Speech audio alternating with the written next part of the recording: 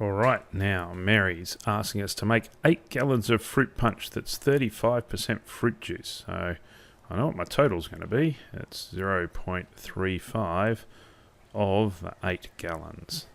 And that's going to be made by mixing together some percentage of brand A and some percentage of brand B, or some amount of brand A and some amount of brand B. Brand A contains 34% fruit juice, so it's 0.34 multiplied by however much A I add in, and 38% is fruit juice in brand B, so 0.38 by B. A little bit tricky here, we've got two unknowns and we're not quite sure what to do, but what else do I know? Ah, that's right, if I've got 8 gallons in total, so that's my first equation there.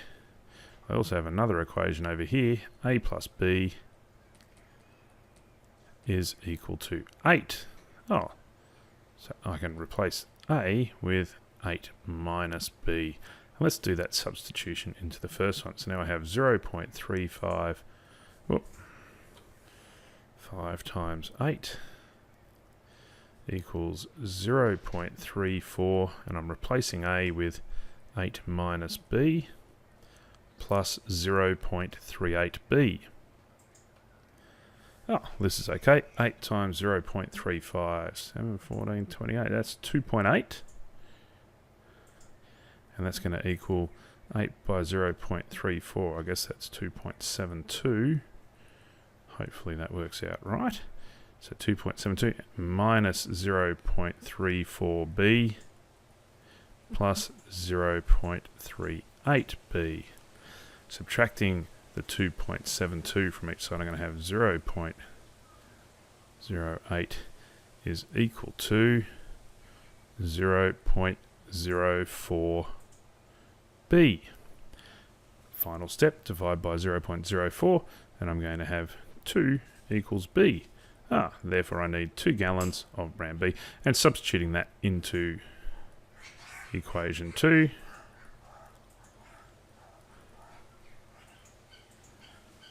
you can already figure out that A must equal 6.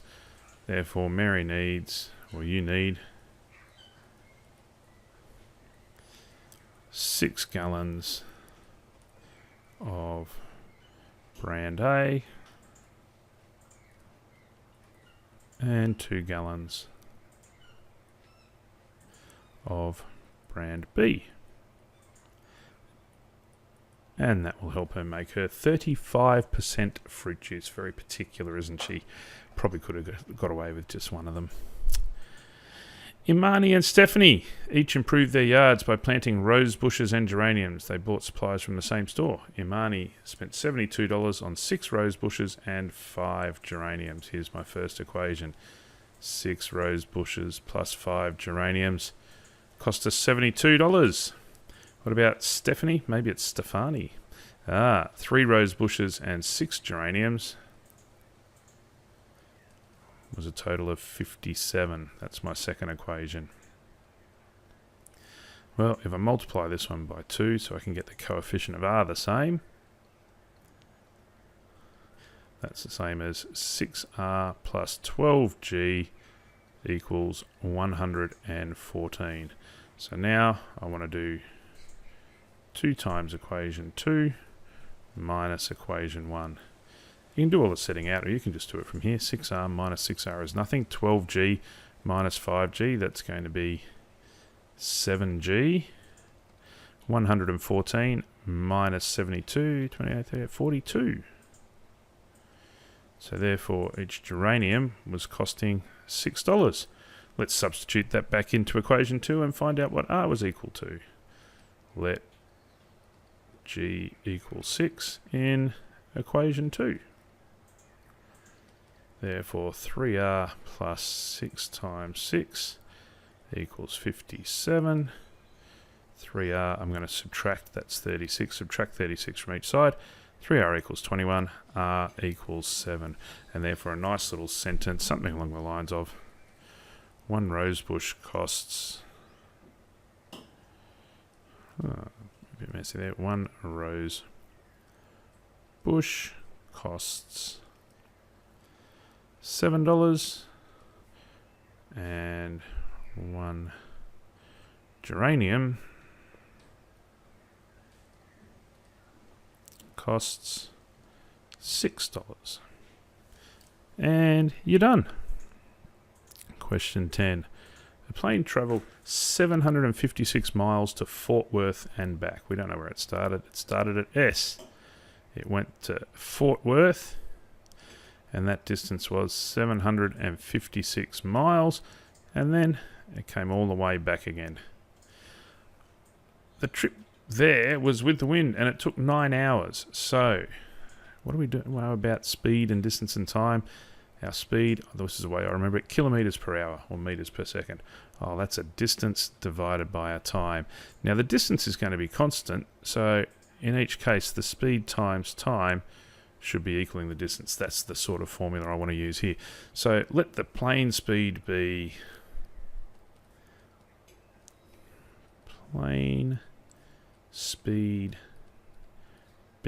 very creatively P, and wind speed be W. Therefore, on the way there, speed times time, 9 times P plus W. On the way, the wind was with them, so 9P plus W. That would be my total speed. However fast the plane is going, plus the wind pushing them along. On the way back, it took 18 hours. That's 18 P minus W. Now, those two things have to be equal to each other. And they also have to be equal to 756 each, I guess, don't they? So we could write them separately, or we could write them like that. Let's see where this gets us. So away we go. Expanding here, I've got 9P plus 9W equals 18P minus 18W. Let's get our P's all on the right and our W's all on the left. So I add 18W. I've got 27W equals 18P minus 9P is 9P. And if I divide each side by 9, I get 3W equals P.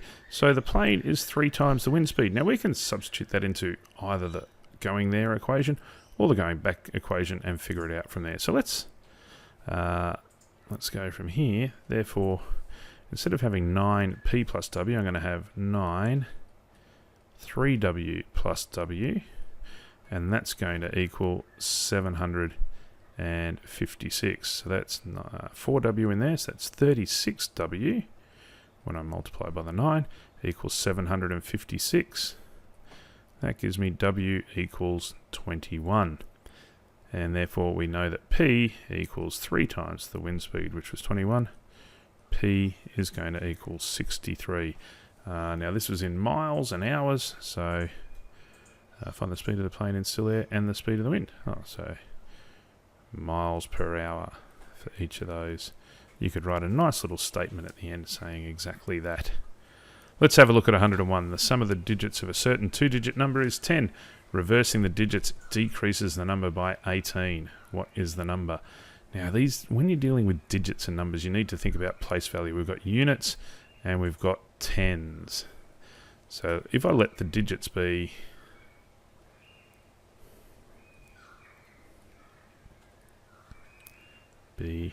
A and B. And so I know that A plus B equals 10.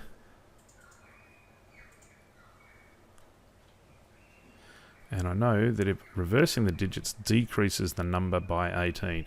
So the original number is worth 10A plus B equals 10B plus A. So when I reverse the digits, the B digit gets into the tens column, and the A digit, which was in the tens column, ends up in the units column. This is 18 less than that number, so I'd need to add 18 to make them equal to each other. Now we're just going to have to figure out what's the best way to solve this.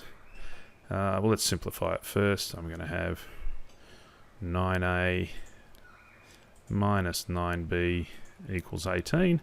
Look at that, everything's going to divide by 9 nicely, isn't it? And I'm going to have A minus B equals 2. So I have A plus B equals 10. Let's use that as my first equation. A minus B equals 2.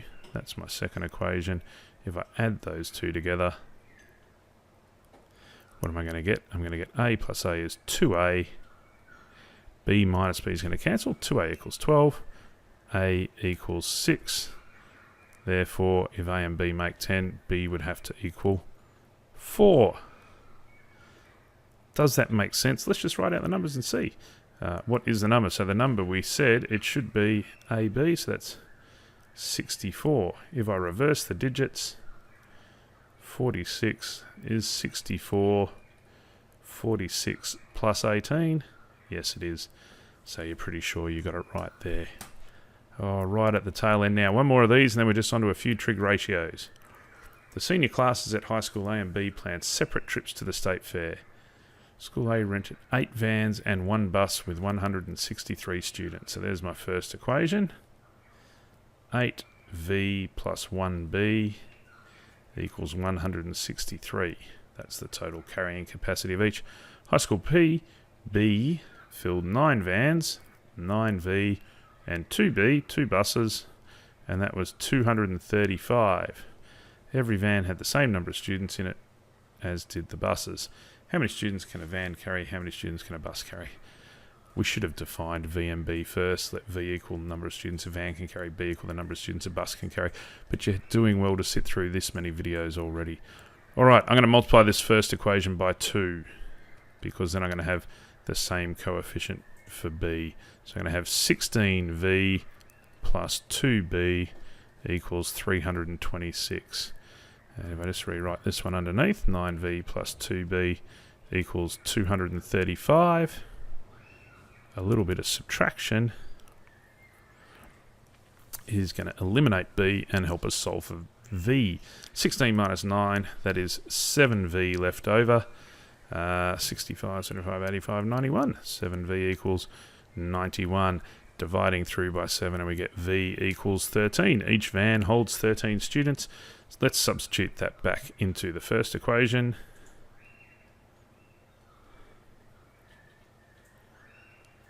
So I've got 8 times 13 plus B equals 163.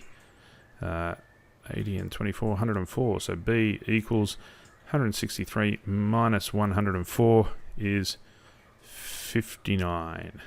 Does that work for the other equation? A quick check should tell us 9 times each van was 13 plus 2 times 59. What does that give me? 104 plus 118. No, it doesn't give me 104. That was 8 13s. 117, 90 and 27. That's it. 117 plus 118. Add them together. 235. So we know we got it right. Therefore, each van holds